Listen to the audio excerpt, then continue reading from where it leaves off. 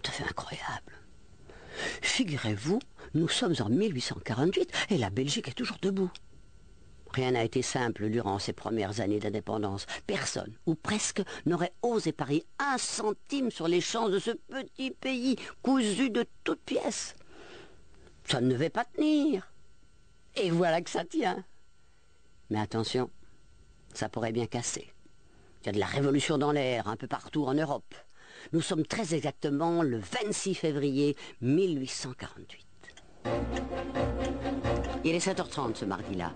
Un majordome presse le pas dans les couloirs de la résidence de Charles Rogier, le chef du gouvernement belge. À la même heure, à 2 pas de Courtrai, une famille de paysans est à l'ouvrage. Il faut filer et tisser le lin à la main. La journée sera longue et pénible. Dans une filature gantoise, les métiers à tisser ultramodernes imposent déjà leur cadence infernale. Le progrès, on ne l'arrête pas.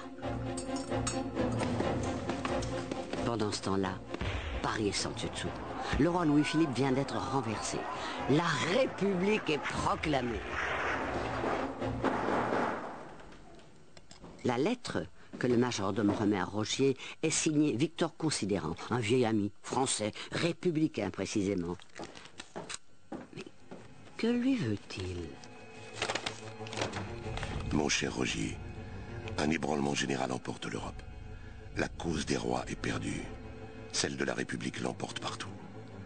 Allez trouver Léopold, exposez-lui la situation. Votre roi était utile quand l'Europe était monarchique. Aujourd'hui, la nation peut croire qu'il ne l'est plus. Un vent s'est levé plus puissant que les ouragans des tropiques. Il va faire tomber les couronnes comme les feuilles sèches en automne. Ce vent plus puissant que les ouragans, c'est la Révolution, vous l'avez deviné. En février 1848, elle se déchaîne sur toute l'Europe. On dresse des barricades, la poudre parle et le sang coule partout. De Prague à Varsovie, de Vienne à Rome, les peuples se soulèvent et veulent balayer les monarchies au pouvoir. En France, le roi Louis-Philippe est en fuite. C'est le père de notre reine Louise-Marie. Sale coup pour son mari Léopold Ier qui perd un appui précieux et qui pourrait bien commencer à s'inquiéter pour son avenir. C'est que Paris n'est pas loin. Comment va réagir le gouvernement de Rogier et le peuple? À Bruxelles, une poignée de manifestants défile au cri de « Vive la République! Vive la République !» Mais Rogier s'en fiche. Une République en Belgique. Il n'y croit pas une seconde. À la poubelle la lettre de Victor Considérant.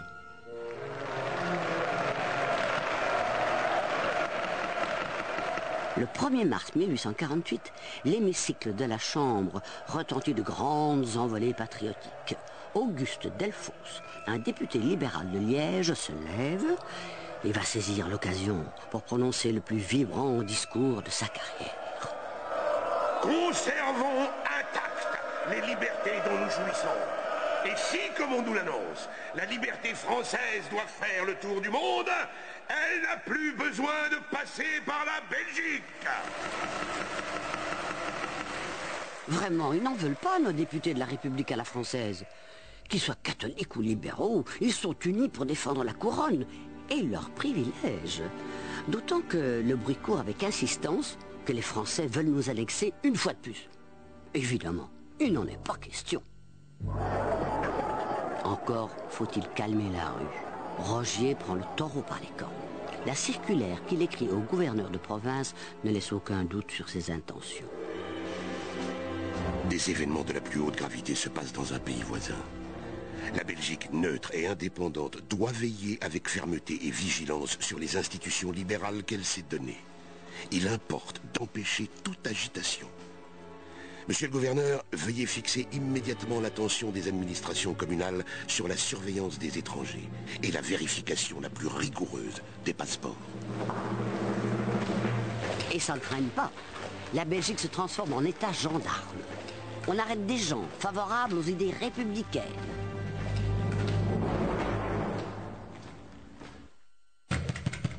Des étrangers suspectés de troubler l'ordre public sont expulsés. Comme cet Allemand, en exil à Bruxelles. Il s'appelle Karl Marx.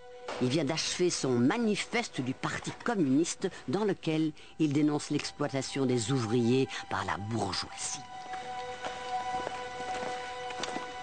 Marx est arrêté et reconduit à la frontière. Mais ce n'est pas tout. Des affiches républicaines sont placardées à la va-vite. Et à Paris, 2000 ouvriers belges sans travail décident de rentrer au pays dans des trains bourrés de munitions. Ils réclament le suffrage universel et veulent chasser Léopold Ier. Le 25 mars 1848, au poste frontière de Rispontou, l'armée belge stoppe net cette légion improvisée. L'affrontement est violent. 30 morts et des dizaines de blessés. La révolution est un flop. Charles Roger a réussi son pari. La Belgique a tenu le coup. Mais des réformes s'imposent. D'une part, on va élargir considérablement le corps électoral. On va donc abaisser le sens. Il fallait donc atteindre un certain montant d'impôts direct pour pouvoir voter à l'époque. On va abaisser ce montant d'impôts de manière à doubler le corps électoral. Alors, quand je dis doubler, soyons quand même modestes, avant 1848, 1% de la population était électeur. Après 1848, 2%. On va aussi, ça c'est une mesure extrêmement importante, on va abroger le droit de timbre qui pesait sur la presse. La presse était soumise à une taxe qui rendait le journal extrêmement coûteux. Et donc, on libère véritablement la presse et on permet à une presse, notamment une petite presse démocratique, de vivre et de prospérer. Et enfin, on va véritablement épurer, entre guillemets, le Parlement en interdisant désormais le cumul entre une fonction rémunérée par l'État et un mandat parlementaire. Ça veut dire qu'on vide véritablement le Parlement de tous les fonctionnaires et aussi des ecclésiastiques. Le roi, quant à lui, n'a plus aucune raison de s'inquiéter.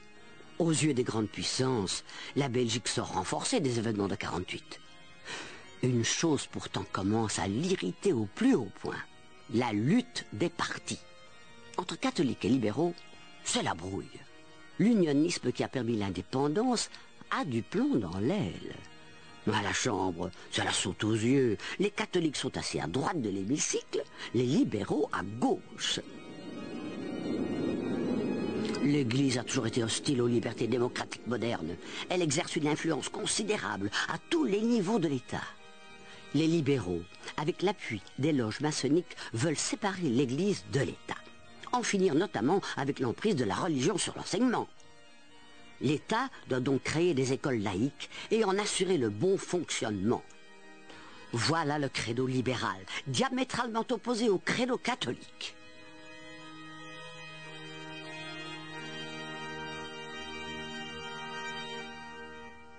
Tout, bien sûr, entre catholiques et libéraux sera sujet de bagarres dont on n'imagine même plus actuellement la violence qu'elle a pu avoir, y compris sur le terrain.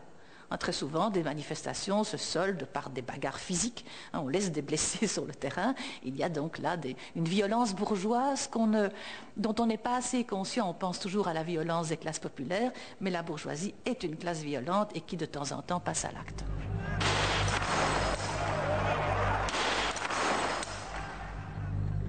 À la moitié du XIXe siècle, l'affrontement entre catholiques et laïcs n'en est qu'à ses débuts. Il va s'envenimer tout au long des décennies suivantes. Ce fossé est très profond. C'est presque une marque de fabrique de la société belge. D'ailleurs, il est toujours bien présent aujourd'hui. Les catholiques et les laïcs ont chacun leur réseau d'écoles, leurs hôpitaux, leurs mutuelles.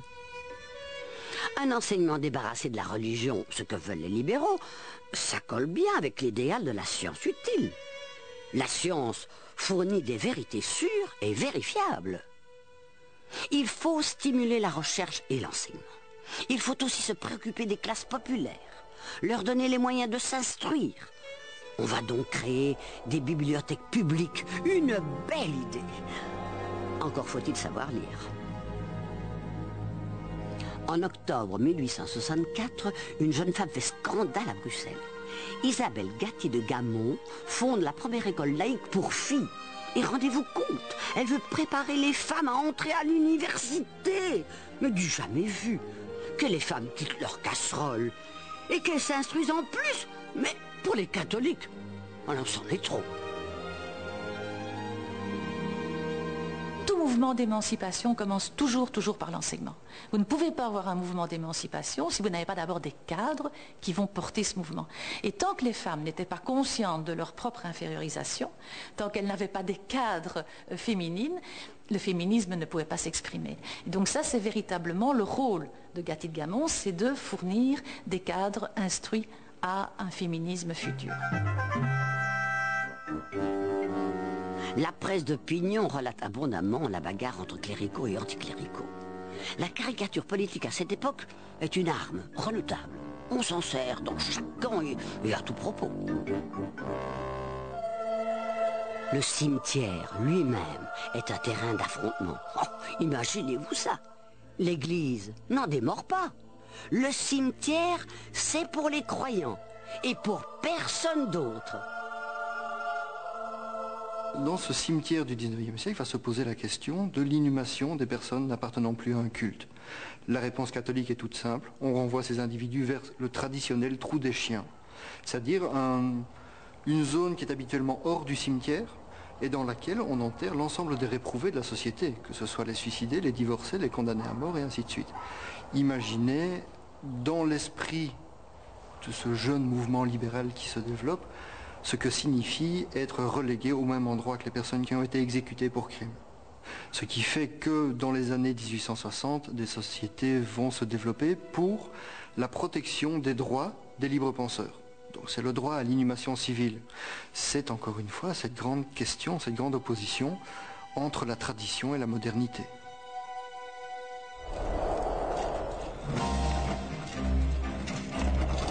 Une découverte fascinante va marquer cette époque, la photographie. Mise au point par le français daguerre, elle va changer notre regard sur le monde, clichés d'époque sur nos villes, nos villages et les gens de chez nous. Les Belges prennent l'habitude de coller de petites vignettes sur leur courrier. Les premiers timbres adhésifs datent de 1849. Ils sont frappés à l'effigie de Léopold Ier. Dans la famille royale aussi, on s'écrit. La reine Louise-Marie, en cure de santé à la côte, communique régulièrement avec son jeune fils Léopold, le futur Léopold II. Ostende, 1er mai 1850. Je te remercie de tout mon cœur, mon bon Léo, de tes 2 bonnes petites lettres. Mais j'ai été fâchée d'apprendre que tes bulletins ne sont pas très bons. J'espère qu'ils seront meilleurs ce mois-ci. Je continue à aller mieux, mais je suis encore souffrante et justement triste d'être loin de vous. Tout à toi, je t'embrasse.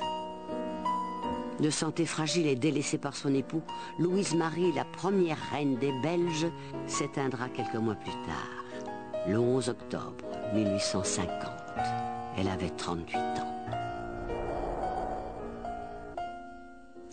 Oui, c'est ainsi. Funérailles nationales pour la reine, misère noire pour les Flamands. À cette époque, le nord du pays manque de tout. Les gens n'ont plus rien à manger. Plus de travail, plus rien. Rêver à un avenir meilleur leur paraît même impossible. Leur détresse est immense, totale. Les toiles de lin mécanique produites à bas prix dans les filatures anglaises arrivent en masse sur le marché belge. C'est la mort du filage manuel qui faisait vivre un grand nombre de familles. Entre le rouet et les machines ultramodernes, le combat est inégal. Comme des milliers d'autres paysannes flamandes, Marieke file le lin à domicile avec son mari et ses enfants. Elle travaille sans relâche, mais c'est en pure perte. Les marchands n'en veulent plus de son drap, beaucoup trop cher. Cette situation est décrite dans un rapport transmis au gouvernement. Écoutez plutôt. Les fileuses et leurs familles souffrent beaucoup dans le district de Courtrai. Celle de Morslade, qui gagnait 5 sous, n'en gagne plus qu'un. Dans la maison des tisserands, on n'aperçoit qu'un seul lit composé d'une paillasse sans drap et d'une couverture en étoupe de lin. Leur maison compte 2 pièces. L'une où se trouve le métier à tisser, l'autre où l'on fait la cuisine et on file. Ils travaillent de 5h30 du matin jusqu'à 10h du soir.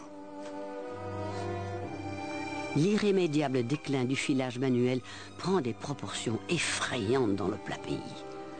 À cela s'ajoute la maladie de la pomme de terre. La patate, c'est la base de l'alimentation, comme le pain, qui atteint des prix exorbitants lui aussi à cause de la rouille du seigle. La famine fait des ravages. Les pauvres sont devenus des mendiants qui déferlent en masse vers les villes. Ils volent pour manger. 300 000 personnes crèvent littéralement de faim.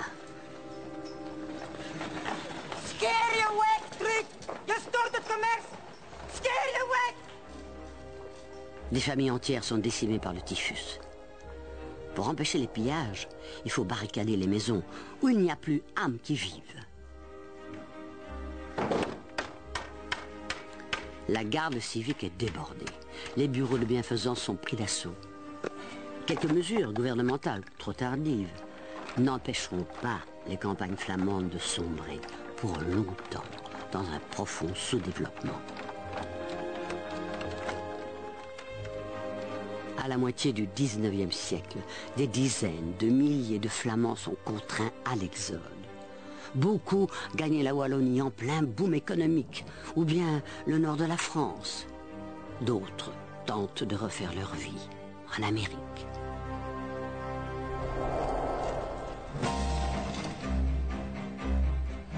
La mécanisation, c'est l'avenir. La machine à coudre inventée en 1851 par l'Américain Isaac Singer commence à se répandre à travers le monde. Pendant ce temps-là, si on veut faire trempette à Ostende, mieux vaut respecter le règlement communal. Tricot et pantalon de laine pour les hommes, aïe, long maillot de corps pour les dames, oui. Le temps qui passe a raccourci bien des choses. Victor Hugo est de retour en Belgique. Il s'est installé dans un hôtel au pied du Lion de Waterloo. C'est là qu'il termine Les Misérables. Son roman connaîtra un succès fulgurant.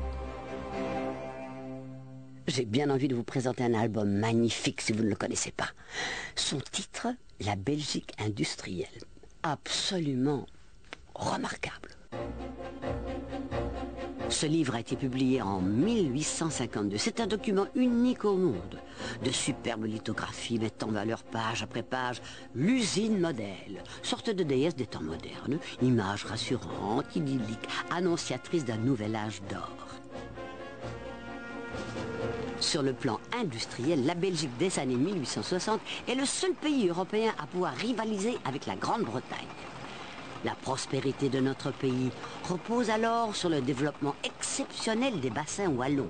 Charbonnage par centaines, usines métallurgiques, fonderies, verreries.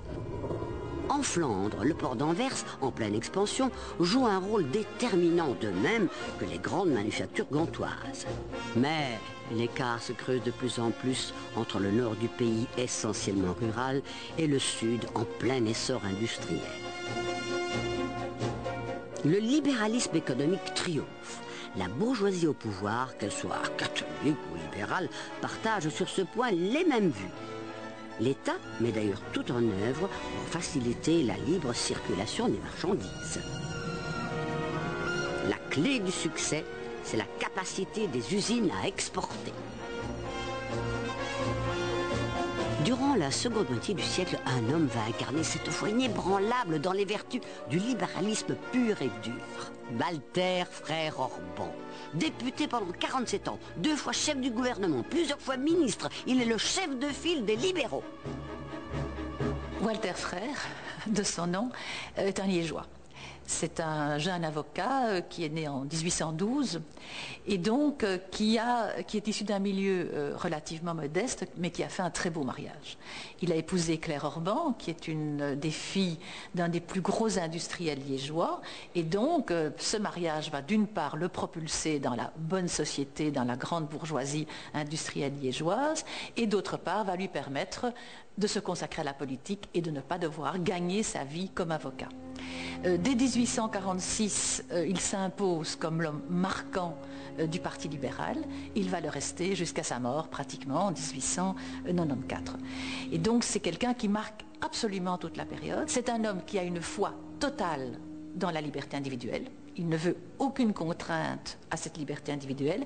C'est un homme profondément anticlérical et qui veut la séparation de l'Église et de l'État. Et c'est un homme qui n'a pas du tout de sensibilité démocratique et sociale. Frère Orban a marqué de son influence l'épanouissement du capitalisme en Belgique. Son époque voit naître une nouvelle génération de grands capitaines d'industrie. Gustave Boel dans la sidérurgie, Evans Copé dans les fours à coke, Varroquet dans les mines et la métallurgie, Ampin avec les sociétés de tramway, Nagelmakers et sa compagnie de wagons-lits internationaux. Mais n'oublions pas Ernest Solvay. Le procédé chimique qu'il met au point en 1861 permet la fabrication industrielle du carbonate de sodium, dont on se sert beaucoup dans l'industrie du verre. Solvay fonde un empire industriel qui étendra ses usines aux quatre coins du monde. La révolution industrielle avait été faite par des individus et des sociétés familiales. À partir de 1850, ce sont des sociétés anonymes, avec la participation de banques, qui vont tirer le profit maximum des innovations technologiques qui ont été mises au point dans la période précédente. Donc, il y a des innovations dans le domaine de la métallurgie, de la houillerie, des machines à vapeur, de la mécanique. Ce sont des outils qui sont bien constitués et que l'on va vendre. Et comme toute l'Europe, et même plus que l'Europe, s'équipent à ce moment-là en biens industriels, ces sociétés sont des exportatrices qui débordent largement le marché intérieur et qui donc vont engranger des bénéfices considérables. La Wallonie connaît à cette époque la croissance la plus fulgurante de son histoire. Les innovations se succèdent. L'acier remplace le fer, les moteurs à gaz se généralisent et voici la dynamo. Elle annonce l'avènement de l'électricité. Elle détrônera la machine à vapeur.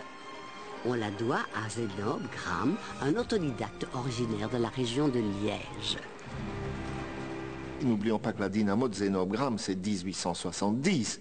Donc ça veut dire quoi? Ça veut dire qu'à partir de ce moment, on dispose d'une source d'énergie incroyablement plus souple, plus modulable, plus transportable, puisqu'un fil suffit, là où autrefois il fallait des courroies, des engrenages, etc.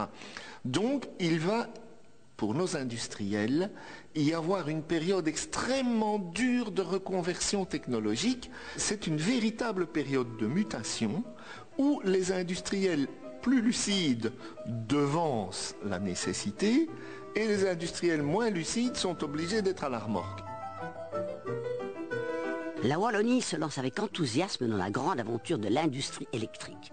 Le temps des autodidactes et des bricoleurs de génie est révolu. Voici venu celui des ingénieurs. Maintenant, les grandes entreprises vont faire appel aux ingénieurs.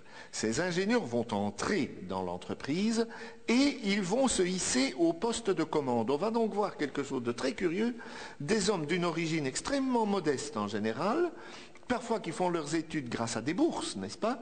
Eh bien, qui vont se hisser aux premières places dans les entreprises, entrer dans les conseils d'administration, souvent épouser la fille d'un actionnaire et créer eux-mêmes des dynasties industrielles. Donc c'est réellement l'époque des ingénieurs. L'activité industrielle devient si intense en certains endroits que l'usine, le terril, l'habitat ouvrier s'entremêlent. Les paysages sont modifiés, dégradés même. À travers les vestiges qui nous entourent encore aujourd'hui, c'est notre histoire industrielle et sociale qui transparaît. Les grands pays européens continuent à se partager la planète. C'est qu'il y a encore ici et là, en Afrique notamment, des terres vierges à exploiter. Chez nous, quelqu'un le sait très bien. Il est même persuadé que la Belgique pourrait prendre elle aussi sa part du gâteau mondial. En 1860, le duc de Brabant futur, Léopold II, a 25 ans. Jusqu'ici, les Belges ne le connaissent pas. On dit qu'il est de santé fragile et qu'il n'est pas très causant. Son mariage avec Marie-Henriette de Habsbourg n'est pas une réussite sentimentale. On dit aussi que les idées extravagantes du jeune homme inquiètent son père. Mon cher Léo, mon bon enfant, tu es maintenant parvenu à un âge plus mûr. Fais un examen sérieux et intérieur de toi-même. Passe en revue tes dispositions, ta manière de voir les choses et les hommes, tes fautes même. Comprends-tu quel danger il y a si on n'a pas confiance en toi, si l'on doute de ton jugement?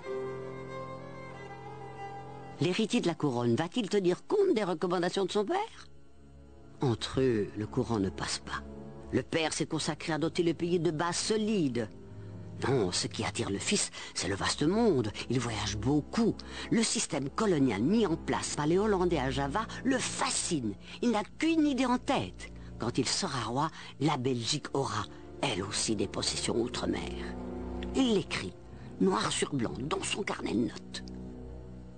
Il faut qu'un jour le drapeau belge flotte dans les 5 parties du monde. La Belgique doit devenir la capitale de l'Empire belge, qui se composera, Dieu aidant, des îles du Pacifique, de Bornéo, de quelques points de l'Afrique et de l'Amérique, et enfin, de positions de la Chine et du Japon. Voilà mon but. Je suis seul à le poursuivre. En surexcitant la fibre nationale, je me crée des apôtres et des soutiens.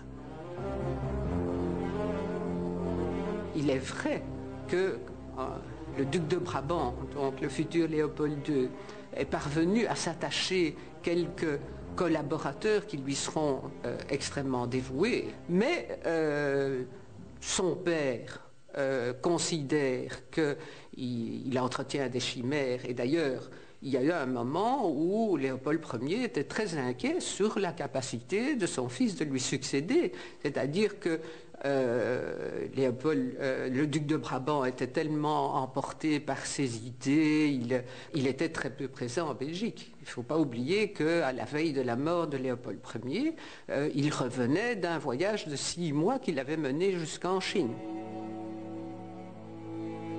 Le 10 décembre 1865, le roi Léopold Ier s'éteint au château de Laeken. Il avait 75 ans.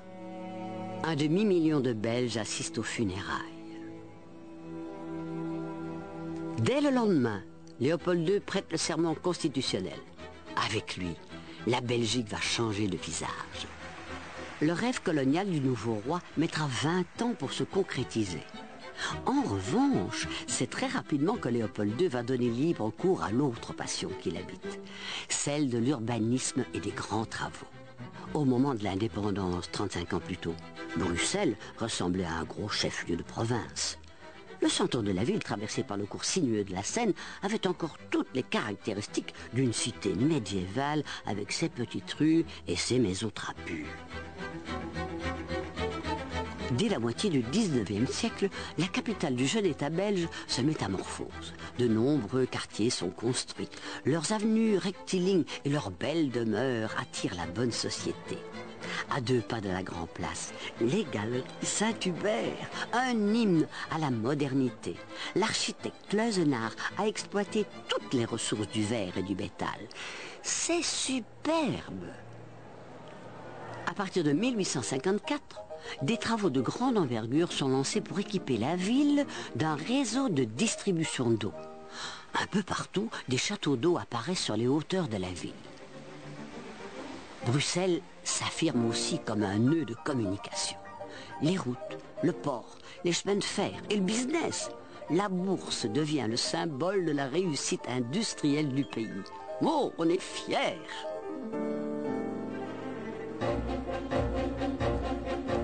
Avec le palais de justice, on va faire dans le gigantesque, le pharaonique, 17 ans de travaux, le plus vaste chantier européen de l'époque.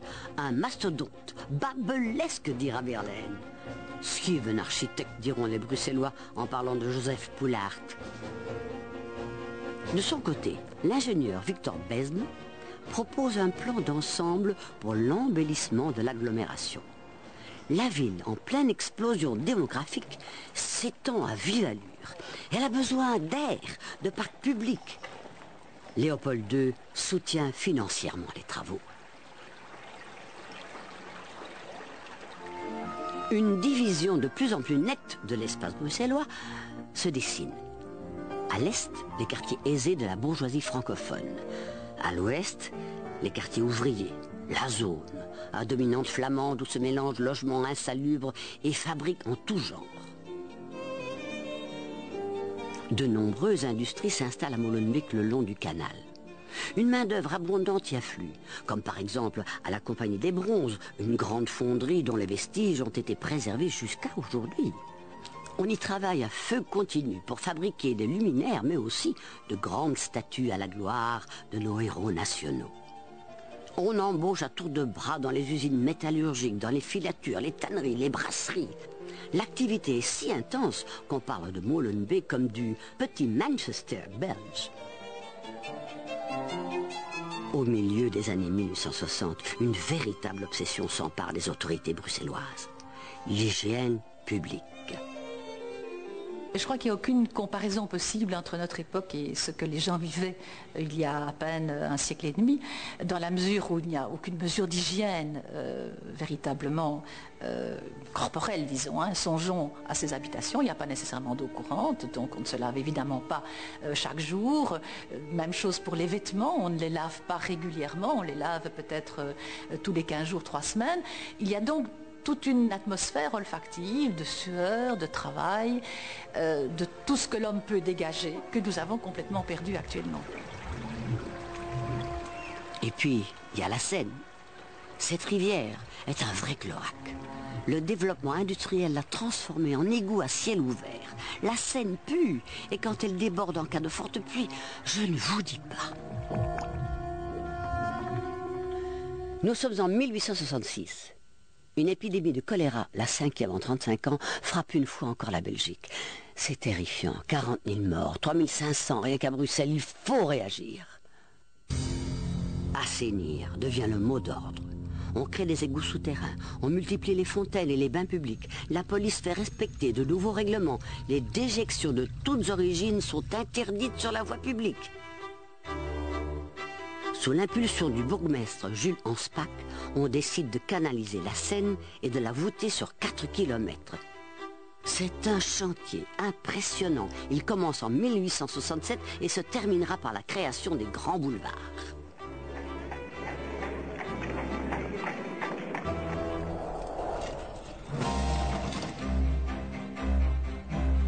À Anvers, le 27 août 1866, le flamand est reconnu comme langue officielle par les autorités de la ville. C'est un premier pas vers l'affirmation d'une langue marginalisée sur le plan national. L'année suivante, en 1867, un épicier de Charleroi met en place un réseau de distribution alimentaire à succursales multiples. Son nom est devenu une enseigne toujours bien présente aujourd'hui. Un petit prince est mort. Il avait 10 ans. Comme son père, il s'appelait Léopold. Il était l'héritier de la couronne. Une maladie foudroyante l'a arraché à l'affection des siens. C'était le 22 janvier 1869. Le même jour, un gamin, il aurait pu s'appeler André, descend pour la première fois au fond de la mine. Il a 10 ans lui aussi. Le portrait du jeune État belge en plein progrès industriel et technique a aussi sa face cachée. Celle d'un prolétariat surexploité et sans droit dont les effectifs sont en pleine croissance. Dans l'espoir d'une vie meilleure, des milliers de paysans wallons et flamands prennent le train pour gagner les usines et les charbonnages. On leur octroie des abonnements à tarif réduit.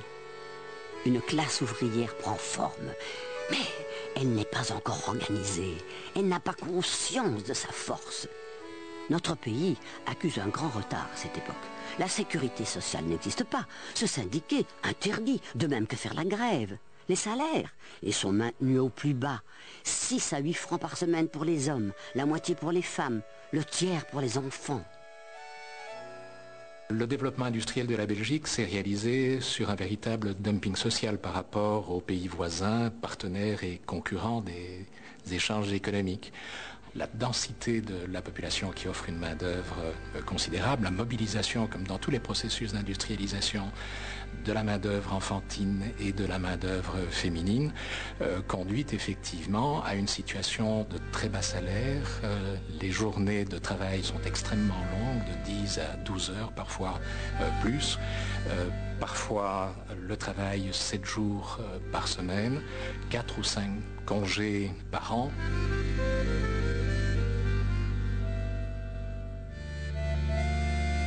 Moi, c'est Marguerite. Je suis trieuse au charbonnage de bois du Luc. Adrien, mon mari, est mineur de fond. Il travaille avec nos 2 fils. Jacques a 8 ans et Simon vient d'avoir ses 10 ans. Chaque jour, quand je les vois descendre au fond du trou, j'ai mal au cœur en pensant aux grisous. Mon travail, c'est toujours la même chose. Le charbon défile devant moi et avec Anne, mon aînée, on enlève la pierraille. On fait ça toute la journée, du matin au soir. C'est fatigant, mais bon, je ne me plains pas. On a du travail, c'est le principal. Envoyer mes enfants à l'école, vous n'y pensez pas. Sans leur paix, on n'arriverait jamais à joindre les 2 bouts. Tout le monde travaille dans les familles ouvrières, les enfants, filles et garçons, parfois avant l'âge de 8 ans. On les embauche par milliers dans les mines et les filatures, bien souvent au péril de leur vie.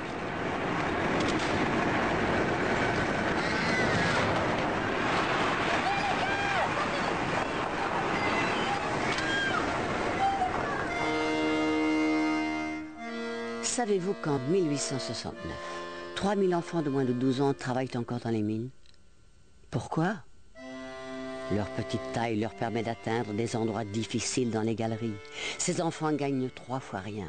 Un véritable esclavage qui ne cessera qu'en 1914, quand l'enseignement deviendra obligatoire. Eh oui. À cette époque, la Belgique officielle, celle des nantis, nage en pleine opulence. Elle ne songe pas à améliorer le sort de l'ouvrier. Bien sûr, il y a la charité. Les œuvres de bienfaisance sont très actives, aussi bien du côté catholique que libéral. Oh, on a ces pauvres, on s'en occupe, en veillant à les garder ou les ramener sur les chemins de la vertu. Mais ce qu'il convient de préserver avant tout, c'est l'ordre social établi. Dans la classe laborieuse, les domestiques ne sont pas les moins à plaindre. Ils sont taillables et corveillables à merci. La domesticité connaît un essor extraordinaire dans la seconde moitié du XIXe siècle. Chaque bourgeois doit avoir au minimum sa bonne. Une bonne à tout faire quand on n'a pas les moyens d'avoir des domestiques spécialisés. Et plus on a de domestiques plus spécialisés, plus évidemment on assoit son prestige social. Là, le statut est évidemment à zéro. Il n'y a aucun statut pour les gens de métier, ils n'ont aucune protection, donc il n'y a pas du tout de réglementation. Il n'y a évidemment pas de congé du dimanche, ça va de soi, et donc c'est un travail constant, 365 jours sur l'année.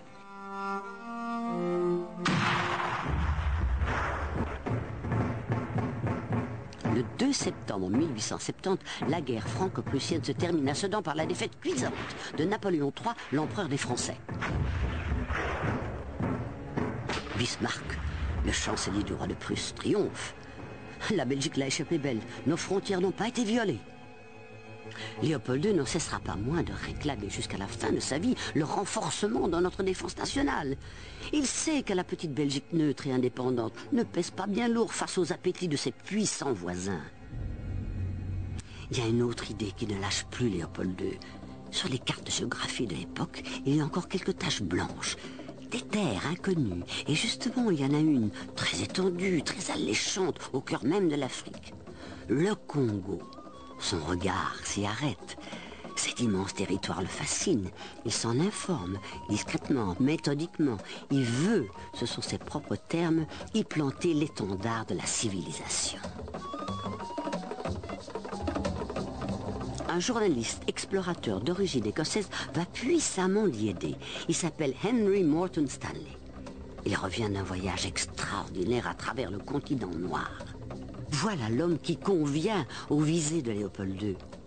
L'explorateur repartira bientôt au Congo pour planter au nom du roi les premiers jalons d'un empire colonial.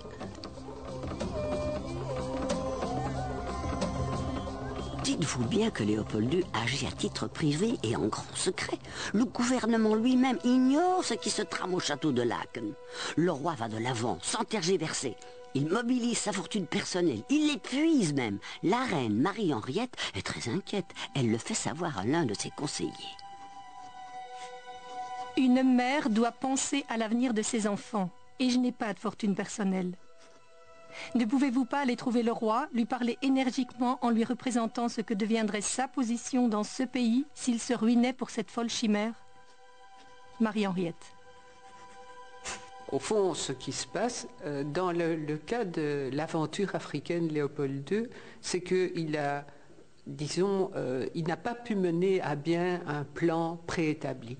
Il a constamment dû saisir des occasions, saisir des opportunités. Donc l'œuvre congolaise, enfin je ne sais pas si de nos jours c'est encore très convenable de dire l'œuvre congolaise, mais cette œuvre congolaise est une œuvre qui est constituée d'une série de coups de poker.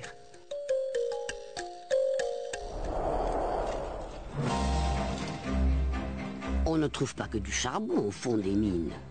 Le 1er avril 1878, en perçant une galerie au charbonnage de Bernissart, un mineur découvre des ossements fossiles.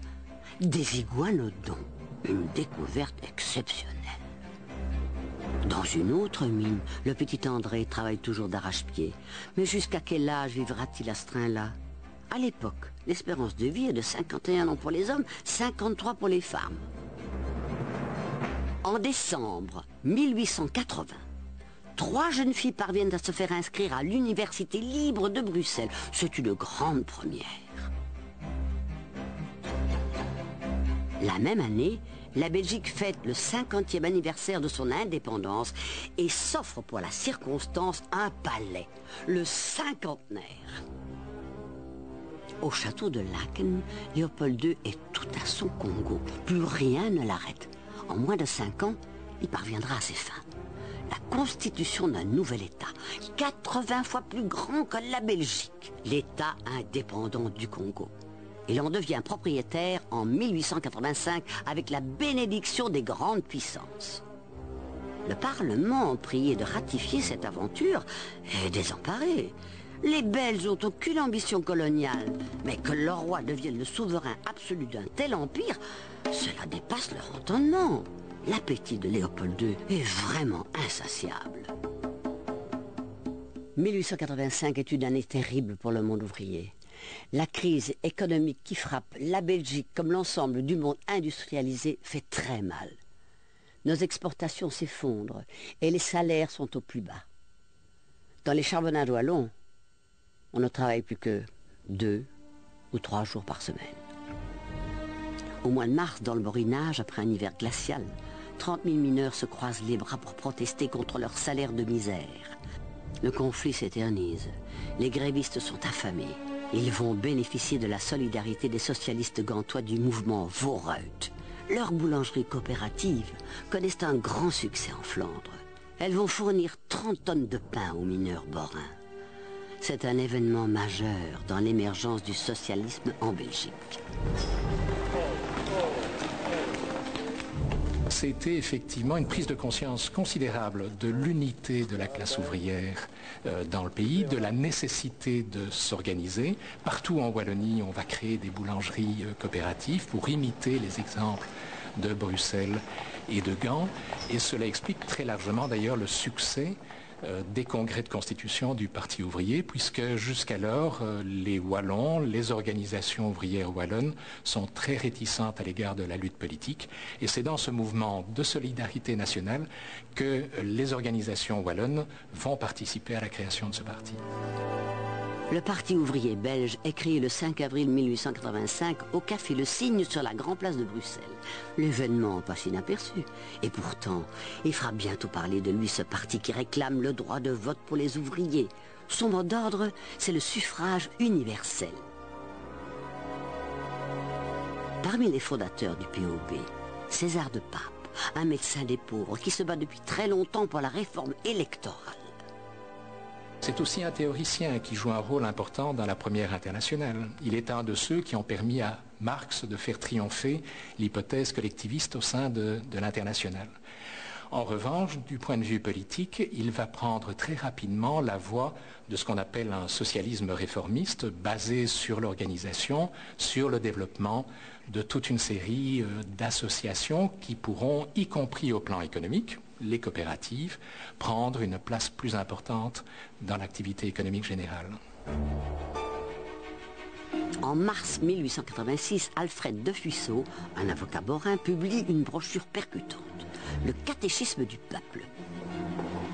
Diffusé à 250 000 exemplaires, ce catéchisme rouge est un brûlot. Il aura un retentissement inouï dans le monde ouvrier, mais aussi dans les rangs des libéraux progressistes. Qu'est-ce qu'un esclave? C'est un être auquel on ne reconnaît qu'un seul devoir, celui de travailler et de souffrir pour les autres. À quoi reconnaissez-vous en Belgique l'homme libre de l'esclave? En Belgique, l'homme libre est riche, l'esclave est pauvre. Que faut-il donc pour faire d'un esclave un homme libre? Il faut lui donner le droit de vote, c'est-à-dire établir le suffrage universel.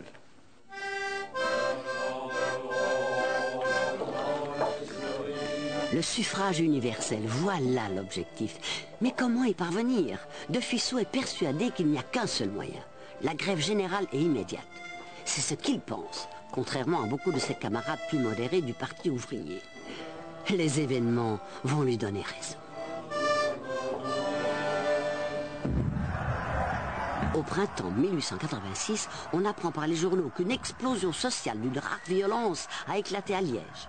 Le 26 mars, dès 5 heures du matin, le bassin de Charleroi entre à son tour en ébullition. La grève tourne à l'émeute. Des verreries sont mises à sac. À Jumet, le château de l'industriel Baudou est incendié.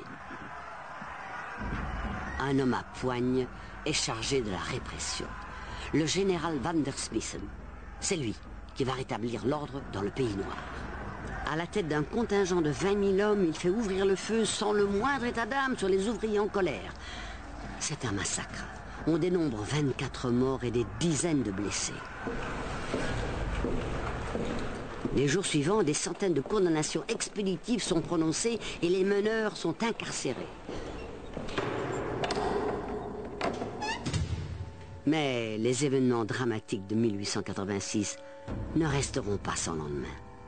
Dans une lettre qu'il adresse à Léopold II, le général Van der Smissen lui-même reconnaît la nécessité des réformes.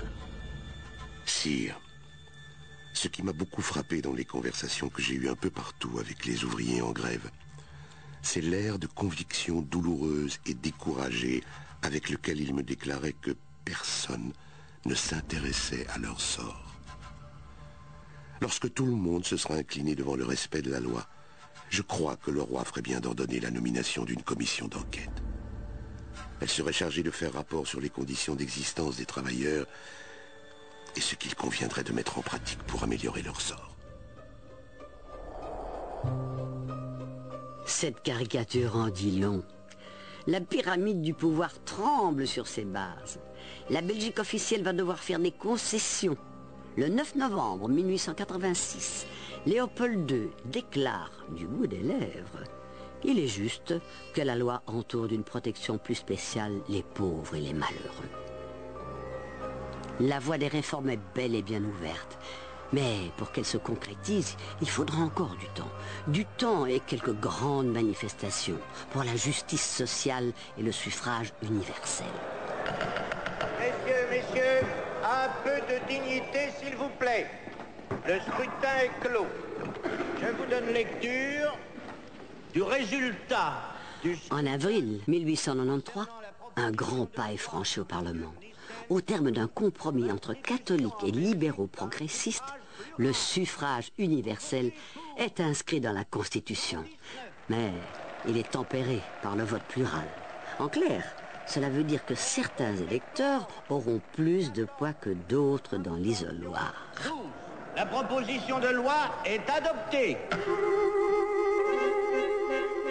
Donc tous les hommes âgés de 25 ans disposent d'une voix, mais certains, ayant un certain diplôme ou exerçant une certaine profession, étant propriétaires et payant 5 francs d'impôt, étant pères de famille, disposent d'une voix supplémentaire jusqu'à un total de 3 voix. C'est donc un moyen de conservation sociale puisqu'on élimine les jeunes, ceux qui ne sont pas propriétaires, ceux qui ne sont pas pères de famille, c'est-à-dire ceux qui, notamment, lors des événements de 86, ont montré qu'ils étaient actifs dans le mouvement social. Quant aux femmes, les femmes, elles restent totalement exclues du débat politique. Elles devront attendre plus d'un demi-siècle pour pouvoir voter aux législatives. Il n'empêche, la réforme électorale de 1893 est une étape importante pour notre démocratie. Dès l'année suivante, elle ouvre les portes du Parlement à 28 députés socialistes. La classe ouvrière a désormais voix au chapitre. La politique ne sera plus jamais comme avant. Un prêtre d'Alost, qui s'est résolument engagé en faveur de la réforme électorale, est lui aussi élu à la Chambre. Il s'appelle Dance. Il jette les bases d'un parti démocrate chrétien en canalisant le mécontentement des classes populaires. Le parti catholique et l'Église se déchaînent contre lui.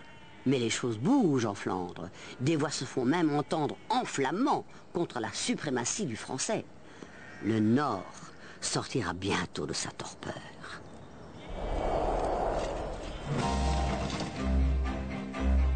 Notre pays a drôlement changé en moins d'un demi-siècle. La mode aussi. Dans la bonne société, on ne s'habille plus du tout de la même façon.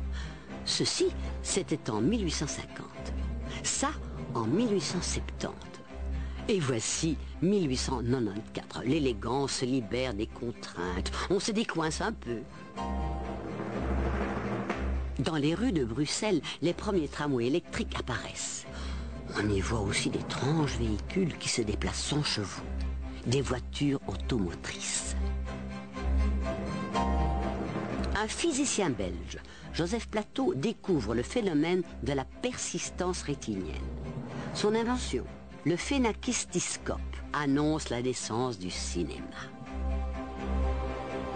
Désormais, c'est avec le cinéma de l'époque que je vous raconterai l'histoire de Belgique. Avec des images d'archives inédites parmi les plus vieilles qui existent. Nous les avons conservées précieusement pour vous. À la semaine prochaine.